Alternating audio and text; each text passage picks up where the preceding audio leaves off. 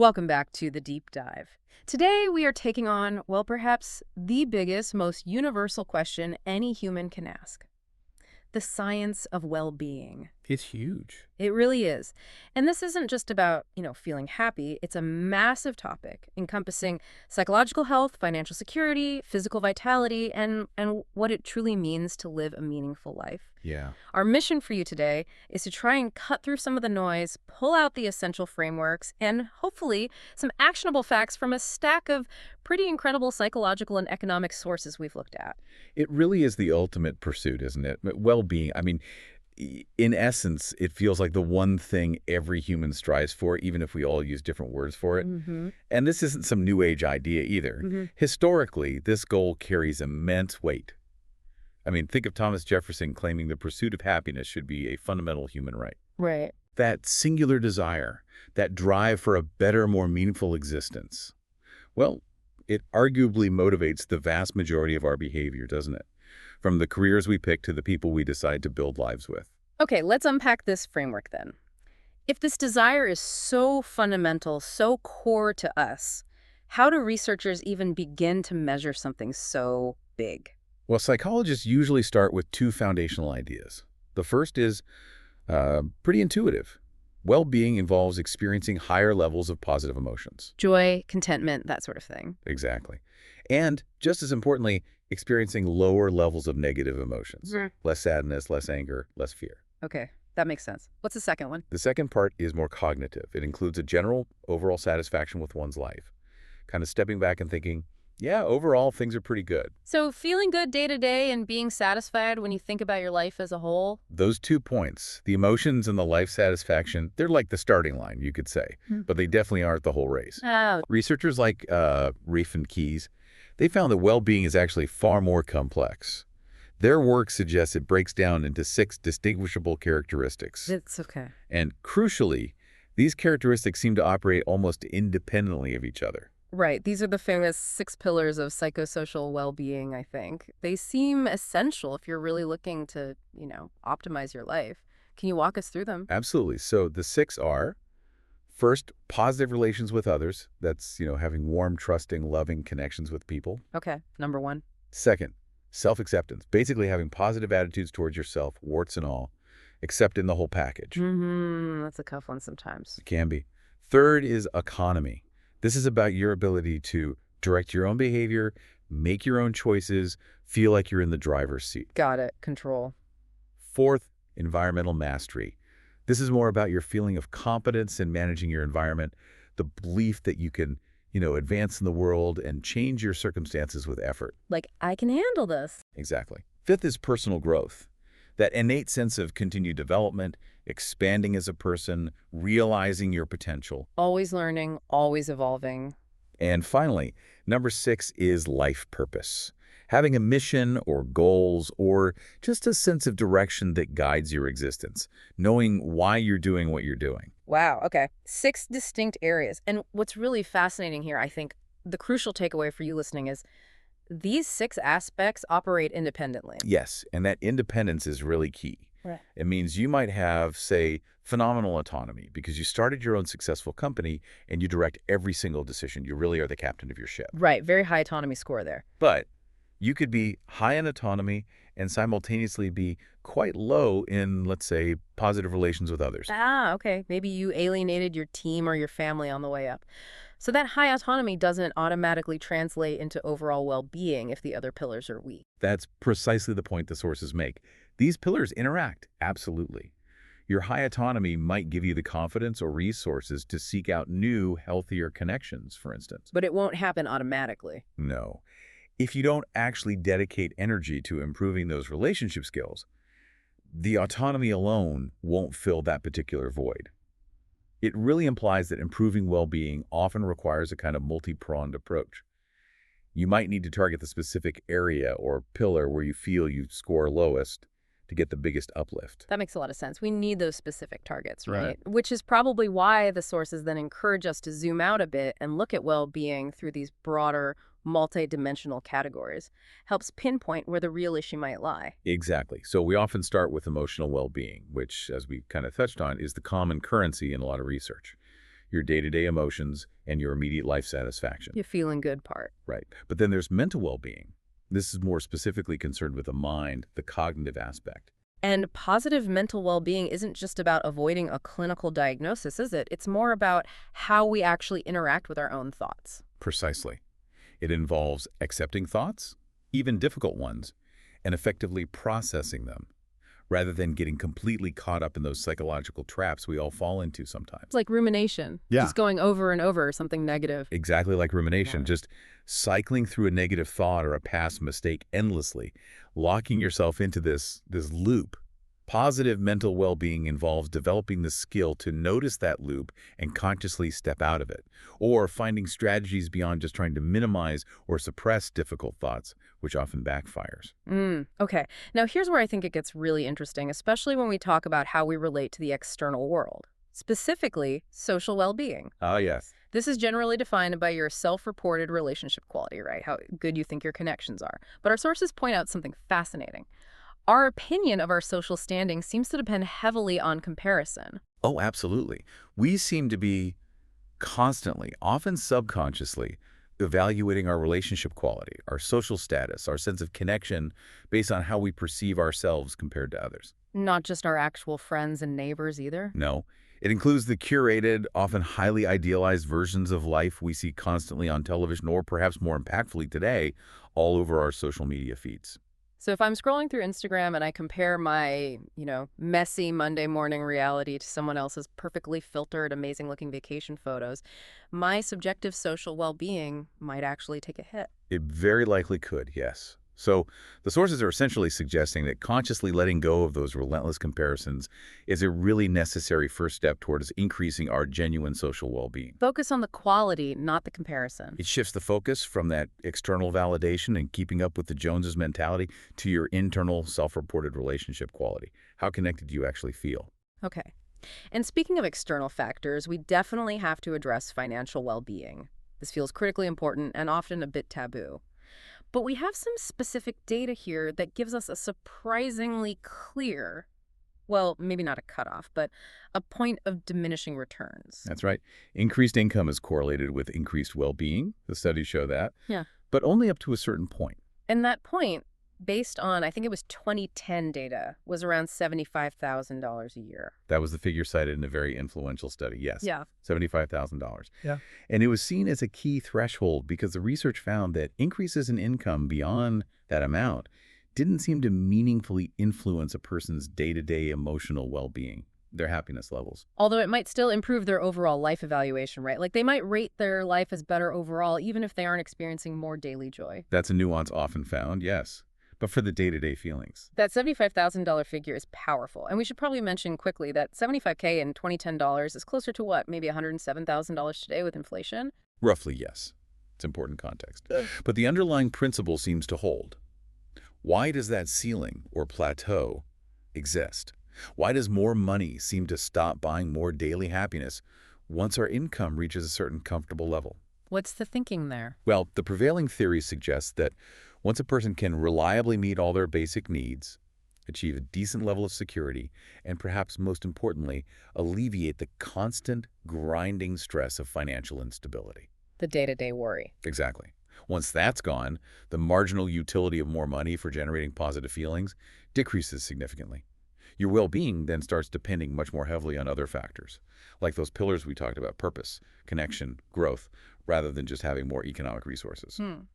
It makes you wonder if it's less about the specific number and more about the feeling of security and abundance, having enough. That's a great way to put it. And thinking about enough naturally leads us to connect this personal financial experience to the wider worldview. We have the concept of economic well-being, Which is more about a whole region or country. Yes, it's usually defined as the overall financial health of people in a specific area, often measured by things like per capita disposable real income. And the data here is really clear. Alleviating poverty is absolutely vital for well-being. Poverty puts people at extremely high risk for all sorts of poor outcomes. Makes perfect sense. But, and this is crucial, the sources reveal a kind of disconnect.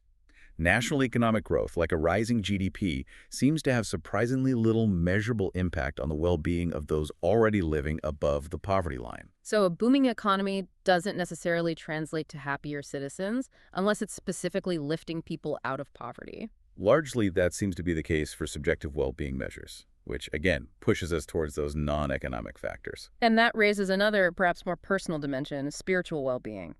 This is a concept that often overlaps quite a bit with positive psychology and ancient ideas like sukha. Which is that Sanskrit term used in Buddhist and Hindu texts, often translated as happiness, bliss, ease, or flourishing. Right. How do researchers approach measuring something like that? Well, it's tricky, obviously. But one specific study we looked at tried to quantify it. They defined spiritual well-being using 4 different aspects: connection with self, connection with God, connection with the environment, and connection with others. Okay, 4 types of connection. What did they find? What's really fascinating here, the data point that immediately jumps out, is what wasn't correlated. Oh, go on. The study found that connection with God specifically was not significantly correlated with increased well-being scores in their sample. Wait, really? But the other 3 connections were? That's what this particular study reported, yes. Connection with self, with the environment, and with others were positively correlated with well-being. Huh. What does that imply? Well, it suggests that while the search for spiritual meaning is clearly relevant for many people, the measurable boost to well-being in this context seemed to come more from the relational aspects: community, nature connection, and the reflective aspects, like self-connection and integration. Things perhaps more grounded in those 6 core pillars we discussed earlier, like positive relations and maybe even purpose. It doesn't negate belief, but roots the benefit in tangible connections. Interesting. So when you sort of bundle all these different concepts together, the physical side, which we haven't even detailed but is obviously crucial, the emotional, financial, mental, social, spiritual, you arrive at holistic well-being, right? The big picture. Exactly. It's the overall multidimensional concept. And it really emphasizes how all these different facets interact and influence each other. They aren't isolated silos. Yeah, like you mentioned, poor physical health is almost certainly going to diminish your emotional well-being. It's hard to feel joyful when you're in chronic pain. They're completely intertwined. You can't really separate them neatly. And that inherent complexity forces us, I think, to address some long-standing theoretical distinctions, some debates that go way back. All the way back to ancient Greek philosophy, actually. Let's talk about the classic clash, hedonic versus eudaimotic well-being. Right. Hedonic well-being, coming from the Greek word for pleasure, is essentially the pursuit of happiness in the moment, maximizing positive emotions, minimizing pain. It's about enjoyment, comfort, feeling good. The simple pleasures of life. Pretty much. Eudaimotic well-being, on the other hand, a term really associated with Aristotle, is deeper, you might say. It focuses on living in alignment with your true self, your daimon or spirit. It's about fulfilling your potential, living virtuously, finding meaning and purpose. So if hedonic is about feeling good, eudaimotic is more about living well, achieving potential, doing good. That's a good way to summarize it. And what modern research generally concludes is that we really need both for complete well-being. You need the day-to-day happiness and the deeper sense of purpose and meaning. One without the other feels incomplete. Okay. And speaking of important distinctions, we absolutely need to clarify the difference between mental health and well-being. These get conflated all the time, mistakenly so. Oh, constantly. It's a really important point. Historically, and often still in clinical settings, mental health primarily focuses on the absence of mental illness. The goal is often about decreasing negative outcomes. Right. You go to a therapist to decrease your anxiety or treat depression or manage symptoms, removing the bad stuff. Precisely. Whereas well-being, particularly in positive psychology, focuses much more on promoting positive outcomes. It's about cultivating happiness, contentment, healthy relationships, purpose, engagement, building the good stuff. So you could technically have positive mental health, meaning you don't have a diagnosable mental illness, but still report very low well-being. Absolutely. You could be free from illness, but feel empty, directionless, disconnected. You're sort of fine, but you're definitely not thriving. Conversely, someone might be managing a mental health condition, but still cultivate high levels of well-being through strong relationships or a deep sense of purpose. That makes perfect sense. It's like they've managed to lower the ceiling on the bad feelings, maybe, but haven't necessarily raised the floor on the good feelings yet. That's a great analogy. Yeah. And this whole discussion about thriving versus just surviving raises that core question of human agency. Can we actually change our well-being levels? Which brings us to that old idea of the set point. Ah, the happiness thermostat theory. Exactly. The initial assumption, based on some early research, was that each individual has a kind of genetic baseline for well-being, a set point. And life events, winning the lottery, losing a job, might move us temporarily up or down. But eventually, we just drift back to our baseline. We inevitably return to that baseline, yeah, like a thermostat kicking back in. Which, if true, would imply that trying to actively increase your well-being is largely futile in the long run. Right. If I win the lottery, I might be ecstatic for 6 months, maybe a year, but then I'm just back to my usual grumpy baseline self, only richer. Well, that theory is actually highly contested today. The counterpoint, which is backed by a lot more contemporary research, strongly suggests that it's not that fixed. With concerted effort, sustained behavioral changes, and maybe certain significant life circumstances. Like maybe that sustained income increase for lottery winners we mentioned earlier. One study did show increases lasting over a decade. That's a potential example, yes. The point is, research now indicates our well-being can indeed shift meaningfully over time. It's not an immutable, fixed state. We have more agency than the original set point theory suggested. Okay, that's much more hopeful. Which brings us squarely to the practical direction. If we can change our well-being, how should we focus our efforts to get the most impact? Where do we start? Well, the sources suggest a couple of main routes, strategically speaking. The first approach is perhaps the most efficient. Focus deliberately on the aspects of well-being, those pillars, perhaps, where you feel you are most lacking, your lowest scoring area. Find your weakest link. Essentially, yes. If you make progress there, it's likely to give you the greatest bang for your buck in terms of overall well-being improvement because you're addressing the biggest deficit. Okay, target the weakness. What's the second route? Might be more sustainable for some people. Exactly. The second route is maybe less about efficiency and more about motivation. It's focusing your energy on the aspects of well-being that you find most interesting or personally engaging. Ah, follow your curiosity. Right. Because if you're genuinely interested in, say, personal growth or building better relationships, you're more likely to stick with the practices needed over the long term. It leverages intrinsic motivation. Makes sense. And our sources do list numerous specific activities that have been proven to boost well-being, don't they? Oh, absolutely. Lots of evidence-based practices. Things like loving-kindness meditation, practicing random acts of kindness, asking others deeper, more meaningful questions to foster connection. Daily journaling comes up a lot too, and savoring positive experiences. Yes, savoring and actively cultivating gratitude. These aren't just nice ideas. There's solid research behind their impact. Out of all those, just personally, which one do you find the most maybe surprising or consistently effective in the research? You know, it might sound almost, well, cheesy to some, but the data on random acts of kindness is consistently robust. Really, helping others helps ourselves. Significantly. Engaging in deliberate random acts of kindness consistently seems to boost the well-being of the giver, often even more than the recipient, though hopefully they benefit too. Wow, why is that? It likely activates multiple pathways simultaneously: our sense of connection, our sense of purpose, positive emotions associated with generosity. It's a powerful combination. That's amazing. And it really reinforces that underlying principle we keep coming back to. Well-being is often considered fundamentally subjective well-being.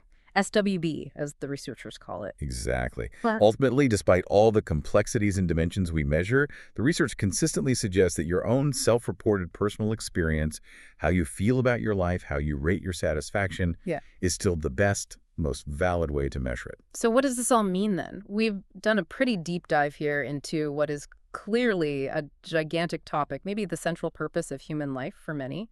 We've tried to break it down from those personal dimensions like, optimism and kindness. All the way through to our finances, our relationships, our sense of mastery. Yeah, but we mustn't forget that final broader layer of context, right? Which is societal well-being. Absolutely critical.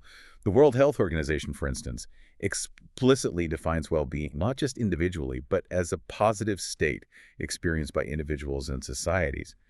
And they emphasize that it's determined by social, economic, and environmental conditions. Which connects back to what you said about GDP. Precisely. It's led many nations now to start shifting their thinking, finally acknowledging, really, that gross domestic product, just measuring economic output, is actually a pretty poor measure of a nation's true success or the overall well-being of its people. We need broader metrics. Okay, that's a really crucial insight to end on. If subjective well-being is ultimately the best personal measure, and whole nations are now looking beyond just raw economics for societal well-being metrics, maybe consider this.